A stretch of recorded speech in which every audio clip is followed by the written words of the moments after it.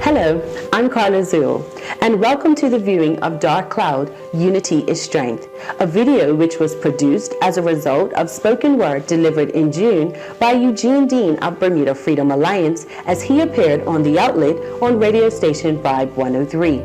Eugene was speaking to the listening audience about how he felt the community was being affected by the divisiveness which has culminated since the pandemic hit Bermuda shores.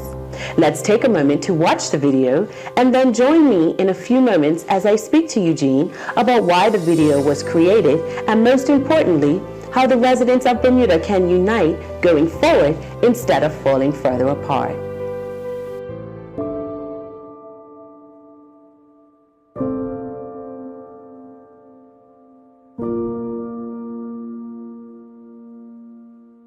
These are very dark times in Bermuda. The sun may be shining outside, but there's a really ominous cloud looming over the country, and who feels it knows it. And we feel it, and we know there are a lot of people who feel it as well. We're experiencing a pandemic that should to have led to loud cries for us to come together, because unity is strength.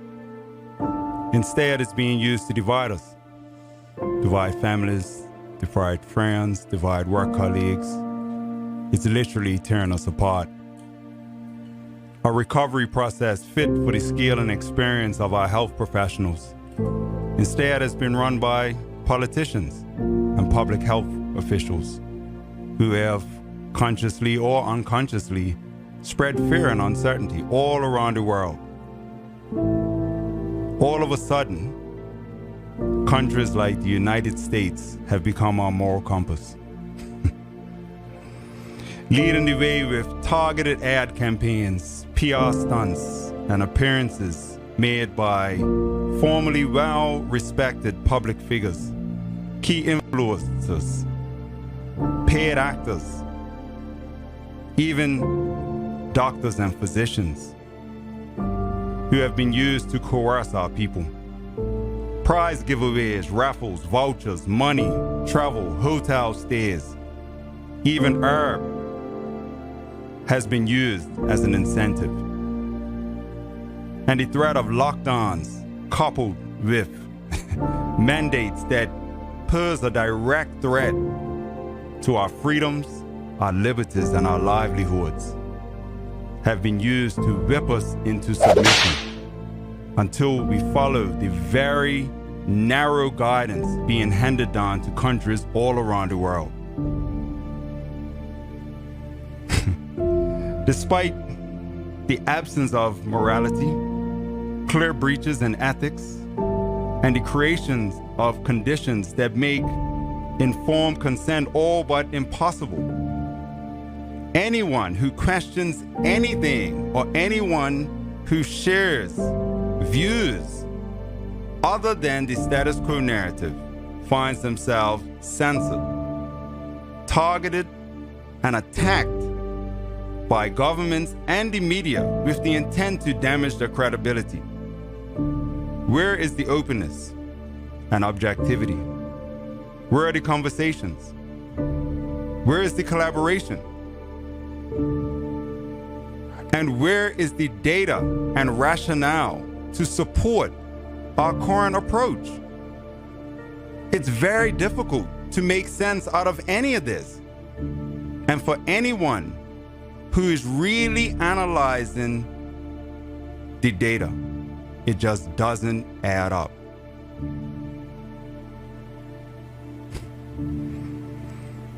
I'm really hoping that we can pull out of this. It's almost like a spell has been cast over our country. This is not a situation that we should be allowing to divide us. We have to rise above this. We're fighting each other when we're not even each other's enemies. We've misplaced, right, our energies on targets that are not real. We're here to support each other, and even those of us who have shown the courage to speak publicly. We are here in an effort to bring us together. Our efforts, rather than to condemn, are to encourage. We need more conversation. We need more collaboration. Unity is strength. And only through listening and understanding can we create the conditions for respect. And the more we respect each other, the more we will learn, the more we grow, and the better the situation will be for everyone. So with that, I would like to encourage all the listeners to really take that to heart. We can all find ourselves falling prey to external forces. Let's reclaim our power and let's center and focus our intent and make sure that it's all positive. Let's lead with love. Let's be love. Let's be peace. Let's be unity. That's real strength. Give thanks.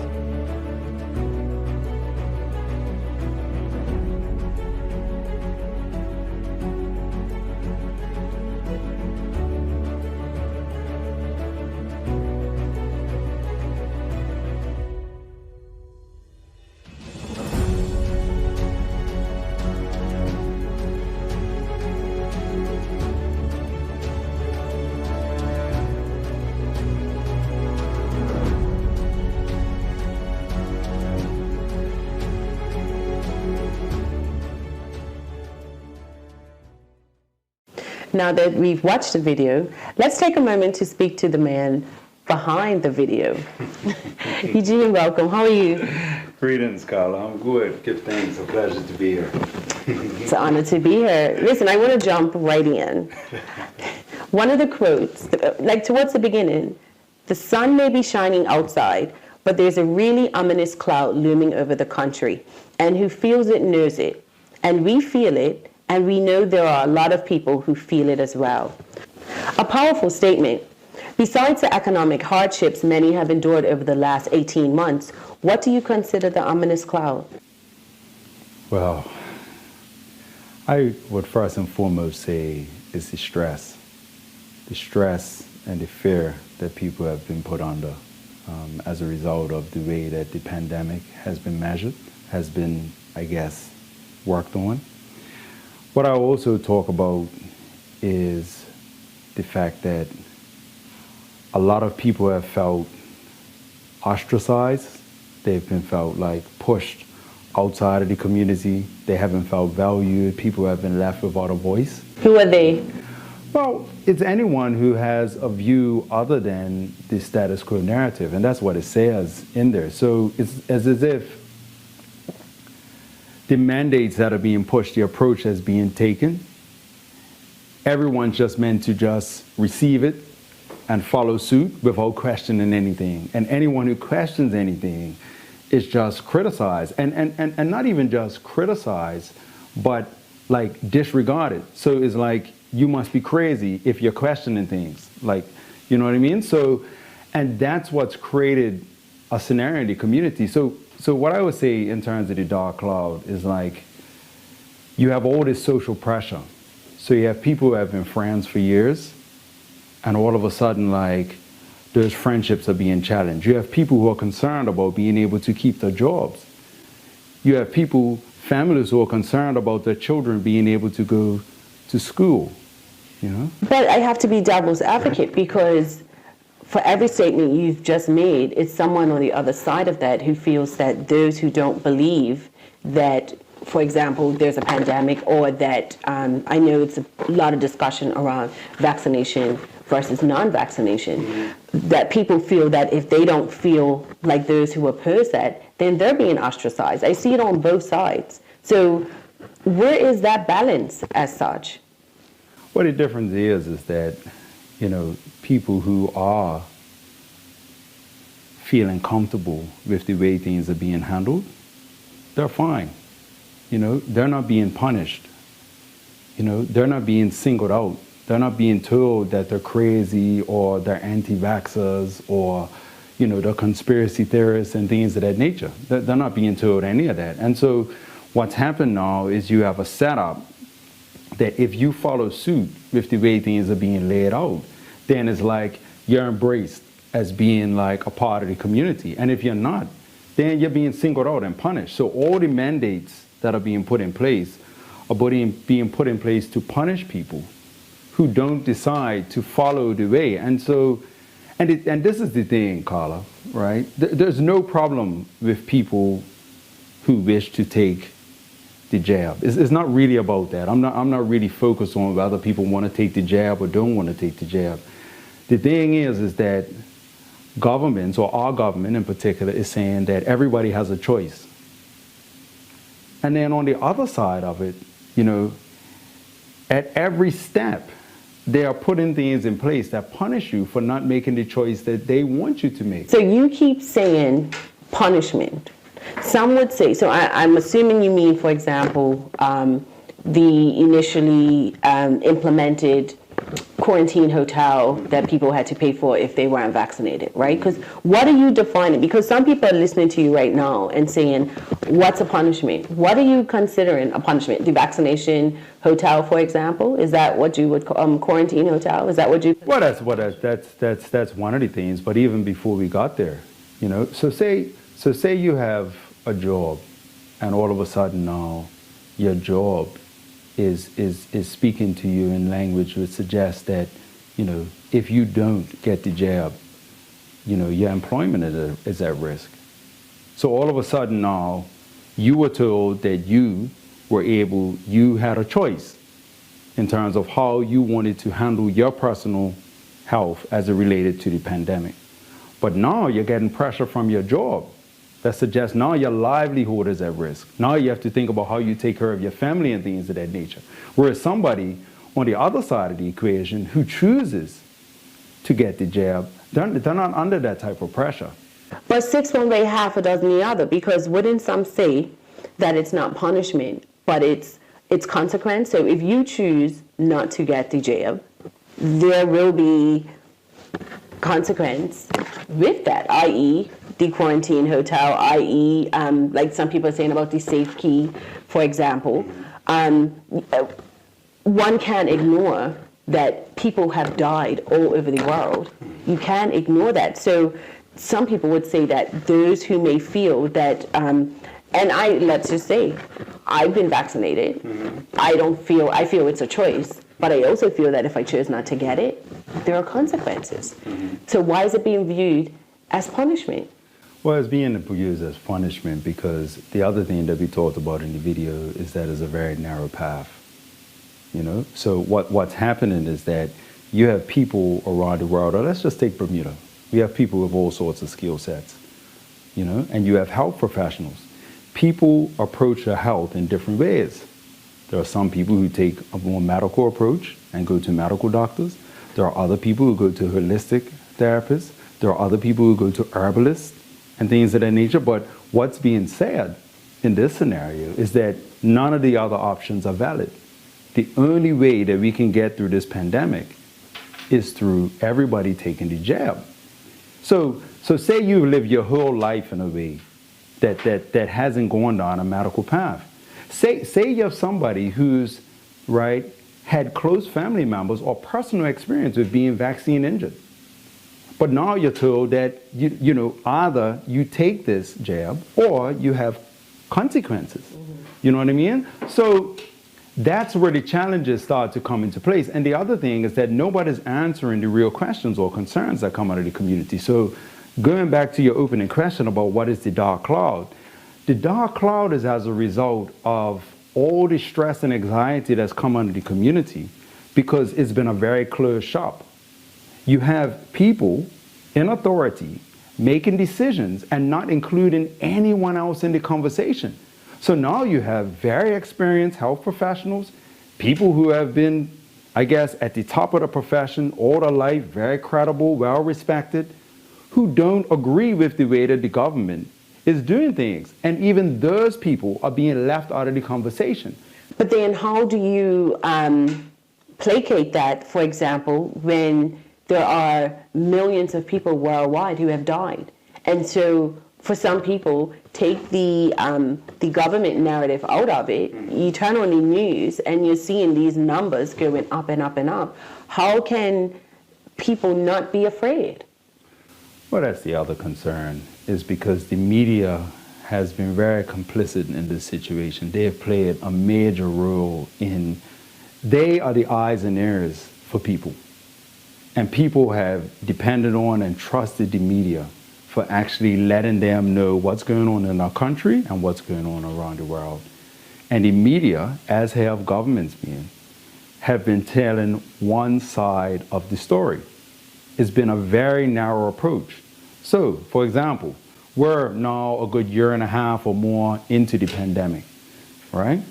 All the emphasis, details are being told about deaths. Deaths were up on TVs like numbers in the stock market, right? Running on a day-to-day basis. Now, you have adverse effects from COVID-19 vaccines, reports of adverse effects that exceed the total number of adverse effects from all vaccines in history. But you don't see that coming up on TV because they're not telling you that on the news. So this is where the challenge comes from. So when you're someone who's aware of that reality, right, and you're looking at the news and you see the injustice and you see the fear in people's eyes, even people very close to you, and they're very afraid, and they're feeling like getting the jab is the only solution, and you know otherwise, but you realize that governments and the media are not telling the whole story, it's very stressful. It's very difficult. So needless to ask, what are your thoughts on, and you mentioned it in the video, incentives, like, you know, you see countries saying, you see Bermuda saying at this point, I think because of the Delta variant, there has to be 87.5% of the population vaccinated. I know of people who have received grocery vouchers or what have you if they get vaccinated. Mm-hmm. Needless to ask, what's your view on that? It's unethical. It's extremely unethical.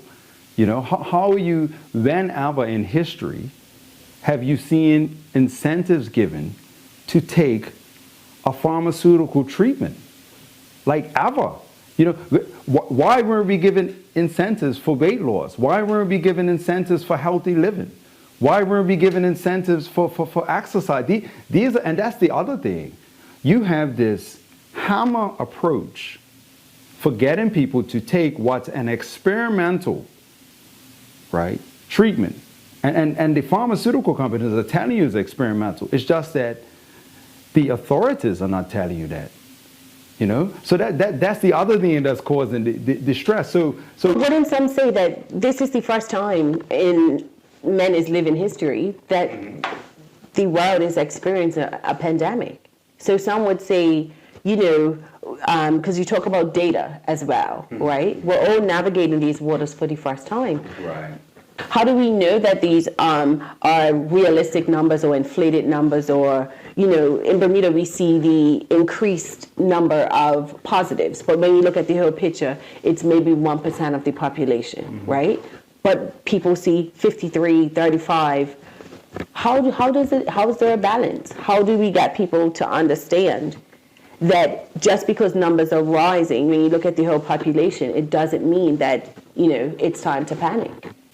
Well, if governments, authorities, and the media would actually tell people the whole story, then you would have a lot of fear. So another concern is that there seems to be an effort, a concerted effort, to amp the fear up and to keep the fear up, rather than an effort to actually bring calm to the community. So for example, you enter into what you're told is a global pandemic. Everyone's concerned. Fine. Then you find out that it's not really as bad as you thought it was. But you don't say that. So today, you still have people acting like we're in the early months of last year when we didn't know anything. But we do know a lot. There have been tons of studies that have been taken for a lot of things. There were people. We were concerned about that this virus can live on surfaces. But then there were studies done right away to show that it doesn't. But that's not being shared. So you still have people today who are very much afraid because they think they're going to catch a virus by touching a doorknob or a table or something. But it's just not true. So the question then becomes, why isn't the media telling the whole story? And why do we have censorship? Why do you have a situation where Facebook had groups with over 60,000 people reporting adverse effects, and they deleted the group? If you say anything on social media that contradicts to the narrative that is being run by governments and authorities around the world, you get deleted. And if you're a medical professional or professional of any type, you get shut down. It's unprecedented. I know I've personally never seen anything where so many medical professionals are coming out and speaking against something. Why are medical professionals having to go on other platforms other than YouTube and Facebook and things of that nature just in order to ensure that their message is not deleted? This is all unprecedented.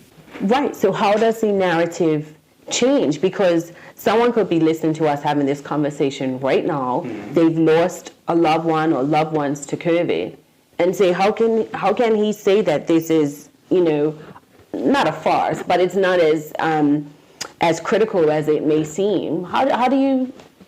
Well, no, my comments about the pandemic being not as I guess challenging as we initially thought it would be is nothing to do with my personal view. That's just to do with the facts. That's just a reality, and that in no way means that I'm insensitive towards anyone who's lost anyone. My efforts are actually to help us to build a stronger position in terms of being able to deal with that, because the only way we're going to be able to do that is if we really leverage the collective skill and expertise from people all around the world. And at the moment we're not doing that. What has been happening is that people are being cherry-picked. People who support the narratives that governments are delivering, those are the people that are being cherry-picked. Those are the people who have been given a voice. And I'll say, for example, Carla, I've been someone who's been involved in the community my entire adult life. Right. I'm very familiar with the media. The media knows me, right? I'm very familiar with releasing things to the media. And every time I release things to the media, my stories get run.